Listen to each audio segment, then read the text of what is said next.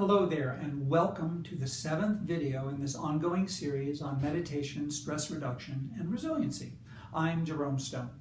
A number of people have asked me what meditation has to do with resiliency and how we can use meditation to combat the stress that we experience at work and at home. And these are great questions. When you think about it, we've talked about this in the past, at its heart, meditation is a state of non-distraction. Now imagine how you would experience life, and your work life in particular, if you weren't distracted, if you weren't feeling harried and rushed by the many things going on in your mind, right? When we learn meditation and we learn to become less distracted, what we find is that we're able to be more present in the moment, and therefore we're more aware of what's going on in our environment. And because of that, we're less frantic about the things that we really can't control, and we're better able to manage the things that we can. Now, here's something that's very, very important. What we experience in terms of stress, heavy patient load, low staffing, difficult management, or difficult peers are referred to as stressors. They're the things in our life that can really impact us, that can have an effect on us. However, and this is a really important part, how we experience these stressors is stress.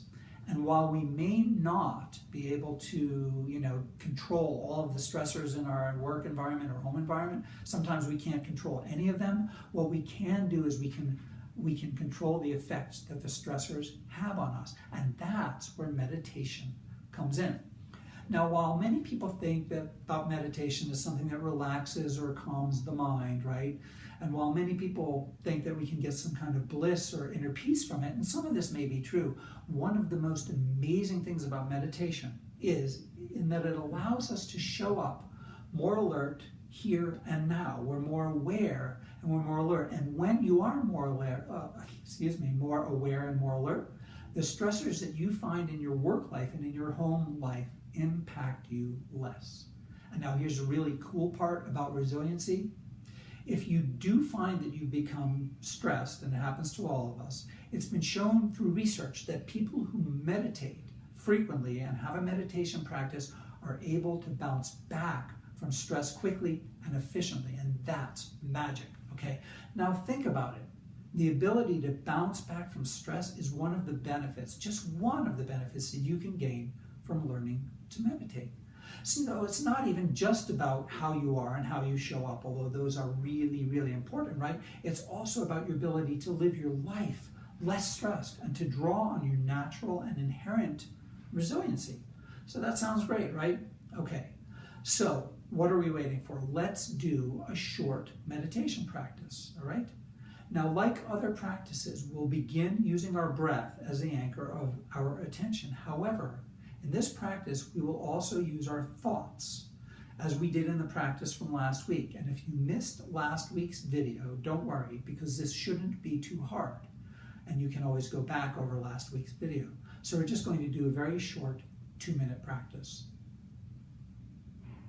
And what we do is we sit up straight, right? Because we don't want to be slouching, because that's very conducive to sleeping. And speaking of sleeping, we also want to keep our eyes open. Why?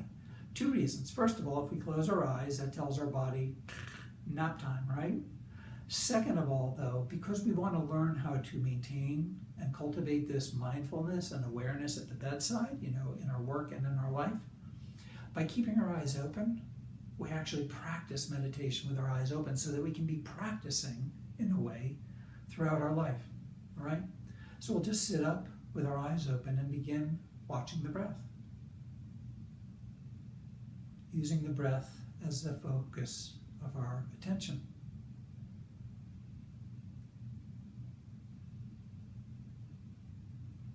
And once again, we're not doing anything with the breath. We're simply watching it.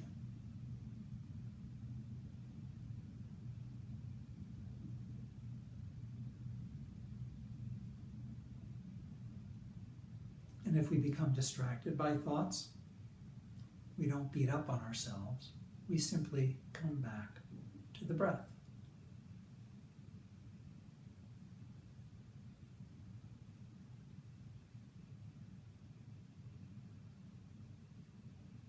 And then what we'll do is we'll start looking at, watching our thoughts. Actually, not even looking at. We simply watch our thoughts as they arise and settle, almost like waves arise and settle in the ocean. But we don't follow after our thoughts. So we simply direct our attention, our focus towards our thoughts, and watch them arise and settle.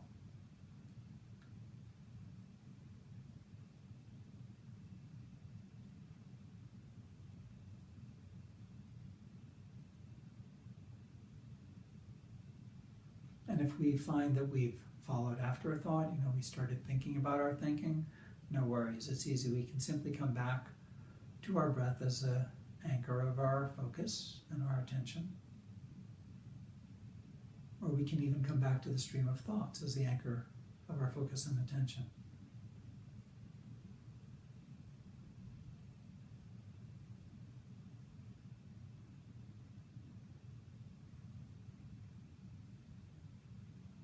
And anytime we find that we become distracted, we simply come back very easily without giving ourselves a lot of trouble about the fact that we've become distracted.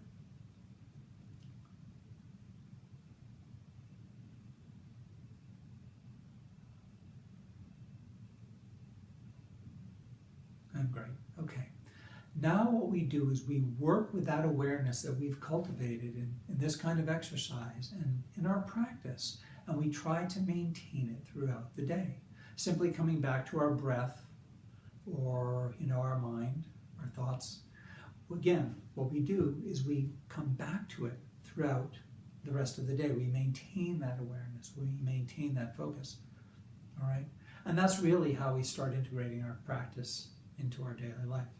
So as always, I want you to please feel free to reach out to me and connect with me if you have any questions or if there's any way that I can support you in your meditation practice. As I say, I'm always more than happy to chat about meditation and other things as well. And once again, I want you to also feel free to use the videos from the past week to go back over them and review them as a support to your practice. And if you have any problems with it or if you need any support, feel free to reach out. All right, well, take care and have a great week, very mindful week, and be well.